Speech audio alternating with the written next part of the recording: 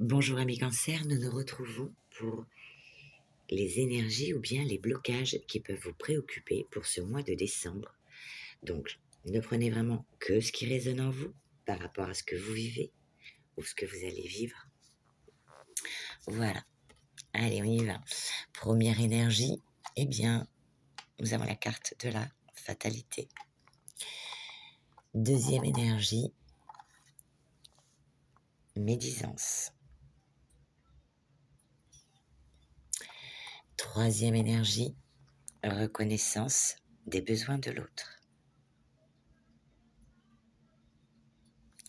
Allez, je te laisse faire une pause si tu en as besoin pour réfléchir. Et nous passons donc au premier tirage.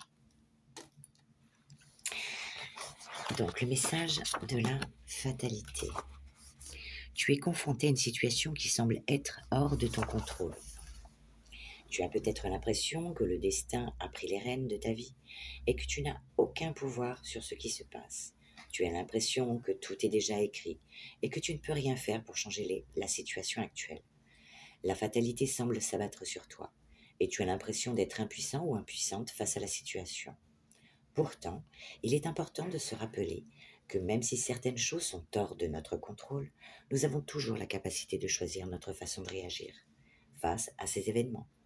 Tu peux accepter la situation actuelle et apprendre à vivre avec, ou tu peux chercher à tout prix des moyens de la changer, au risque de te battre contre du vent. Accepter la fatalité ne signifie pas abandonner toute forme de maîtrise sur ta vie, mais plutôt reconnaître que certaines choses résident au-delà de ton pouvoir. Il est important de travailler sur l'acceptation de ce qui est, tout en cherchant des moyens de changer ce qui peut l'être. Garde en tête que chaque situation est unique. Et qu'il n'y a pas de réponse universelle, mais plutôt des solutions qui te sont propres. De la même façon, bien que tu ne puisses pas changer le passé, tu as toujours le pouvoir de créer ton avenir, en faisant des choix conscients et en prenant des décisions constructives, en allant dans la direction de ce que tu désires. Accepter la fatalité peut être difficile, mais cela peut aussi être le point de départ pour une nouvelle perspective et une nouvelle direction dans ta vie. Alors envole-toi vers ta nouvelle vie ou les choses que tu veux mettre en place. Il y a eu 2 petites cartes qui sont tombées pour toi. Donc ton premier message, se choisir. Tu fais peut-être face à des dilemmes ou à des frustrations, car ce que tu désires tarde à se concrétiser. De meilleurs horizons se profilent pour toi. Reste aligné, fais des choix bénéfiques pour ton évolution et accepte que tout se débloquera au moment opportun. Donc, ce n'est pas une fatalité. Tu vois ? Écoute-toi, écoute tes émotions, cesse de les ignorer. Ton grand cœur te pousse à faire passer les autres avant toi, mais il est temps de t'écouter et de faire de toi ta priorité. Alors écoute-toi, écoute tes ressentis, écoute tes besoins, tes envies. Allez, nous allons demander un petit message supplémentaire avec l'oracle des anges de l'amour. Que va-t-il nous dire par rapport à cette fatalité?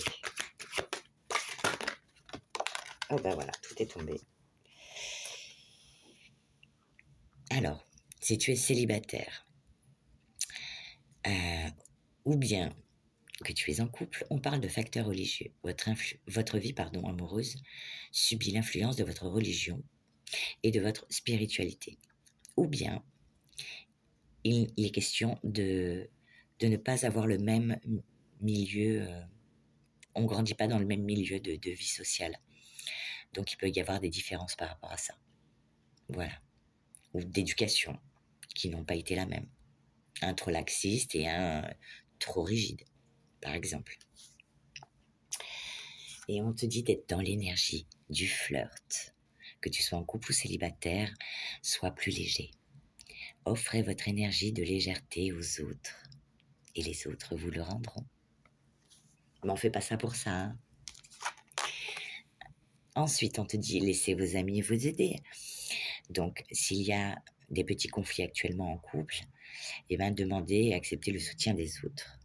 Et si c'est pour une nouvelle relation et que tu as peur, eh bien, accepte et demande le soutien des autres. Voilà, voilà. Et essaye de relativiser et de voir les choses autrement que c'est que tu as des choses à vivre, à découvrir et à travailler dessus, tout simplement. Ce n'est pas une fatalité. T'en fais pas. Voilà pour le premier message. Le second, médisance. C'est parti pour ton message. Tu découvres que des paroles blessantes ont été prononcées à ton encontre. Des médisances, des critiques, des rumeurs qui ont été propagées dans ton dos. Ces paroles ont pu atteindre tes oreilles et ton cœur, te faisant souffrir et te laissant perplexe. Les médisances sont comme des flèches empoisonnées qui cherchent à te blesser. Mais tu ne dois pas te laisser affecter par ces paroles. Souvent, ces médisances sont répandues par des personnes jalouses ou simplement mal intentionnées, qui ne trouvent rien de mieux à faire que répandre de la haine. Ces rumeurs colportées peuvent provoquer de réels dommages à ta réputation ainsi qu'à ta relation de couple. Ou autre, suivant ce que vous vivez. Si des médisances sur ton compte parviennent jusqu'à toi, il est important de prendre du recul par rapport à ces paroles blessantes et de ne pas laisser les opinions des autres te définir. Exactement. Tu es qui tu es, c'est pas les autres qui... tu vois, il faut pas te laisser faire par les autres. Ce n'est en rien un reflet de la réalité, exactement. Et cela démontre simplement le vide intérieur de certaines personnes qui ne savent pas réagir autrement. On n'y peut rien, c'est comme ça. Il est important de ne pas tomber dans le piège de la colère ou de la vengeance, et de plutôt faire preuve de compassion et de pardon. Alors, pardon si tu en as envie, mais ignore-les. Garde confiance en toi et en tes actions, et ne laisse pas les mensonges des autres te décourager. Si nécessaire, prends des mesures pour t'éloigner de ces personnes et ne leur raconte rien de ce que tu fais ou de ce que tu penses. Entoure-toi de personnes positives et encourageantes. Ne tente pas de te justifier ou de montrer que ces médisances sont fausses. La meilleure attitude face à la méchanceté est d'opposer une bienveillance que tu dirigeras vers toi et vers les personnes qui le méritent dans ton entourage. Exactement. Les ventilateurs, on s'en moque. On te dit, prends soin de toi.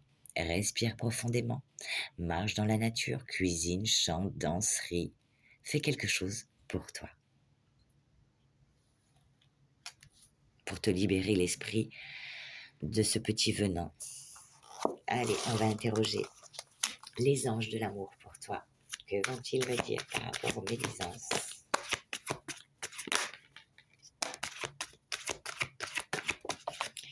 Eh bien que ces médisances vont apporter un certain isolement. Alors, isolement, mais qui peut être bénéfique. On s'isole, mais pas de tout le monde, de certaines personnes. Tu vois ?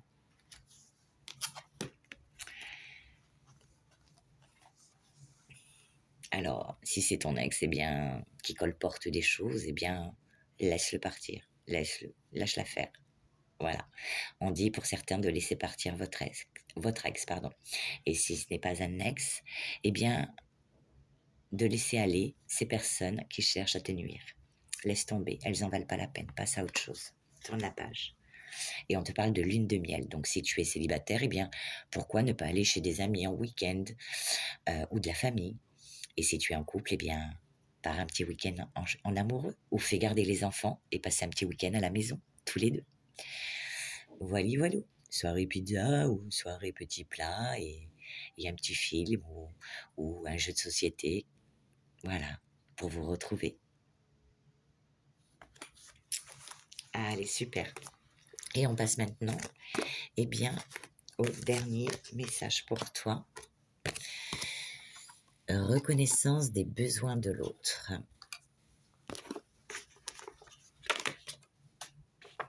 En ce moment, tu reconnais l'importance de comprendre les besoins de l'autre. Ton empathie et ta compassion se développent. Tu te sens prêt ou prête à offrir du soutien et de l'aide lorsque cela s'avère nécessaire. Tu prends le temps d'écouter attentivement, de poser des questions et d'observer les signaux non verbaux pour comprendre ce que l'autre ressent.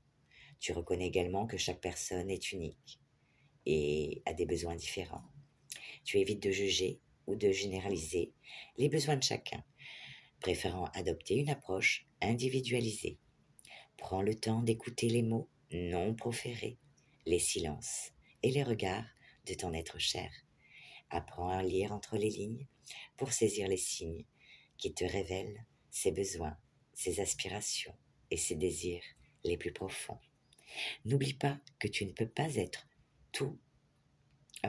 N'oublie pas que tu ne peux pas être tout pour ton partenaire et que tu as aussi tes propres limites et besoins. Apprends à les reconnaître et à les exprimer clairement et calmement afin que ton partenaire puisse mieux te comprendre et te soutenir. Rappelle-toi cependant que prendre en compte les besoins de l'autre ne signifie pas que tu ne dois pas répondre à cela ne signifie pas que tu dois répondre à tous ses besoins et résoudre tous ses problèmes. Cela signifie simplement que tu es conscient et consciente de ce qu'il exprime et que tu es prêt ou prête à offrir ton aide si c'est possible. Continue sur cette voie et ta capacité à reconnaître les besoins des autres sera une source de connexion et de soutien pour ceux qui t'entourent. Le petit message qui t'accompagne est la spontanéité pour toi. Cesse de tout analyser et laisse place à la spontanéité, à la créativité, aux émotions. Laisse tomber les jugements et prends plaisir à vivre les choses. Sois enjoué, nourris-toi de ce qui t'entoure, retrouve ton enfant intérieur, sois toi-même, en toute simplicité. Magnifique. Allez, nous allons demander un petit message aux anges de l'amour pour toi. Allez, pour ceux qui auront choisi reconnaissance des besoins de l'autre.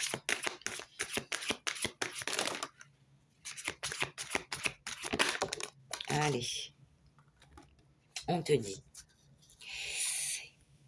qu'il y a dans cette relation peut-être un peu de codépendance. Les dépendances affectent votre vie amoureuse. Ensuite, il est question de se dire les choses, de discuter honnêtement de vos sentiments avec votre partenaire. Peut-être discuter de ce problème de codépendance. Ou alors, si ton partenaire ne te dit pas les choses, ou ne te dit pas tout, c'est ça qui peut créer aussi la codépendance. Donc peut-être qu'il faudrait en discuter avec lui. Apprendre et pardonner. Donc, mettre des choses à plat, discuter. Eh bien, de vos failles, l'un comme l'autre, de vous confier. Et si tu rencontres une nouvelle relation, on te dit attention à la codépendance. Avant de t'élancer dans cette relation, si tu es célibataire, eh bien, discute, apprends à connaître cette personne. Pardonner et apprendre. Donc peut-être que pour toi, ce sera pour apprendre. Voilà.